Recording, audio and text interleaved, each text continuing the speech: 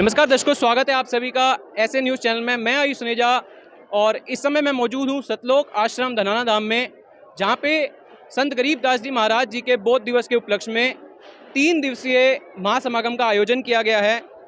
मैं आप सभी को बताना चाहता हूँ कि मैं इस समय इस सतलोक आश्रम धनाना की प्रदर्शनी में मौजूद हूँ और आप सबके जो सवाल हैं उन सब सवालों को मैं यहाँ पे रखना चाहूँगा कि आखिर संत गरीबदास जी महाराज जी कौन हैं, उनका बोध दिवस क्यों मनाया जाता है, उससे बड़ा सवाल कि ये बोध दिवस होता क्या है।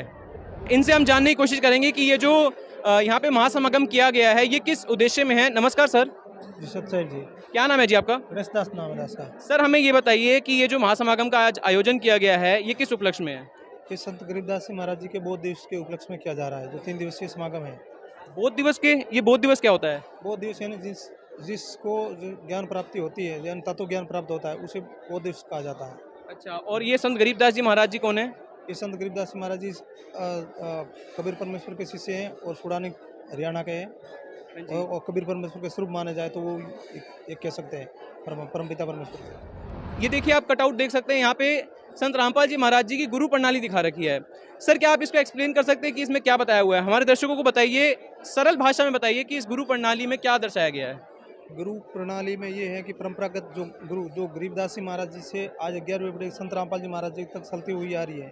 और गुरु का मतलब ये है कि जो गुरु ये प्रत्यक्ष रूप में, ताकि यानी कोई ये शंका न करे कि गुरु यानी हमारा जैसे हिंदू धर्म में भी मानते हैं कि गुरु बना के भक्ति करनी चाहिए, तो ये संत रामपाल जी महाराज जी के परंपरागत गुरु प्रणाली है जो गरीबदास जी से चलते हुए आ रही। गरीबदास शीतलानंद जी महाराज, संत दयानंद जी महाराज से होते हुए फिर ब्रह्मानंद जी महाराज, फिर जुगदानंद जी महाराज, फिर गंगेश्वर जी महाराज और स्वामी रामदेव महाराज जी, जो इनसे भी संत रामपाल जी महाराज जी को भी ज्ञान प्राप्त हुआ था 17 फरवरी सन 1988 को।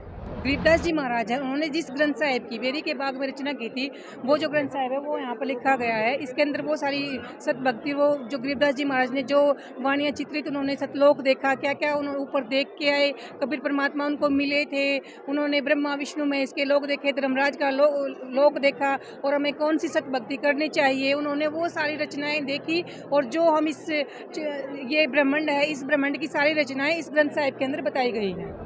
मैम, आपने संत रामपाल जी महाराज जी से नाम ले रखा है? जी ले रखा है। अगर मैं आपसे ये पूछना चाहूँ कि आप यहाँ पे क्या करने आए हैं, तो आप अपने बारे में क्या बताएंगे?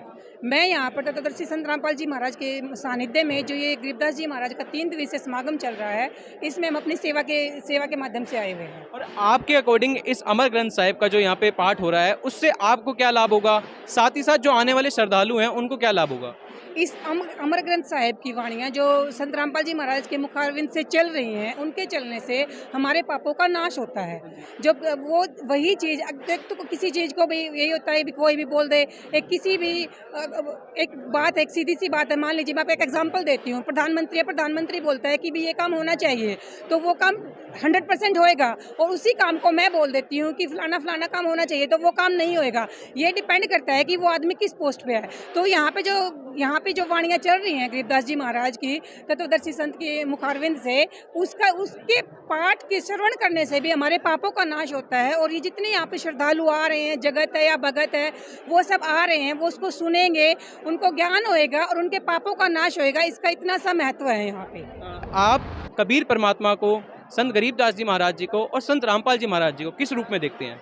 हम कबीर परमात्मा हो या गरीबदास जी महाराज हो या संत रामपाल जी महाराज हो, हम तीनों के स्वरूप को एक ही मानते हैं। क्योंकि आज के समय में जो संत रामपाल जी महाराज हैं वो कबीर परमात्मा के अवतार हैं। और उनकी सतभक्ति से, जो कबीर परमात्मा ने सतभक्ति दी थी, जो आज संत रामपाल जी महाराज सतभक्ति दे रहे हैं, वो सारे लाभ श्रद्धालुओं को प्राप्त हो रहे हैं। अनचाहे जो आज के समय में जहाँ पर साइंस भी फैल हो रही है, वहाँ पर संत रामपाल जी महाराज की जो सतभक्ति दी हुई है, उससे वो सारे के सारे श्रद्धालुओं को लाभ प्राप्त हो रहे हैं। और ज़्यादा जानकारी के लिए, आप अगर ज़्यादा इन्फॉर्मेशन चाहते हैं, आप इस प्रदर्शनी को विजिट कीजिए और जनता के सामने वो सत्य रखिए जो जनता जानना चाहती है, जिससे जनता आज तक भ्रमित थी। हमारे धर्मगुरु ने हमें नहीं बताया है। आप जनता को सत्य बताइए, हमारे वेदों में क्या लिखा है, प्रमाणों में क्या लिखा है, उन चीज़ों से उन्हें अवगत कराइए। कबीर साहिब जी परमात्मा थे, उन्होंने बहुत चमत्कार किए थे, जैसे कि हमने सुन रखा है।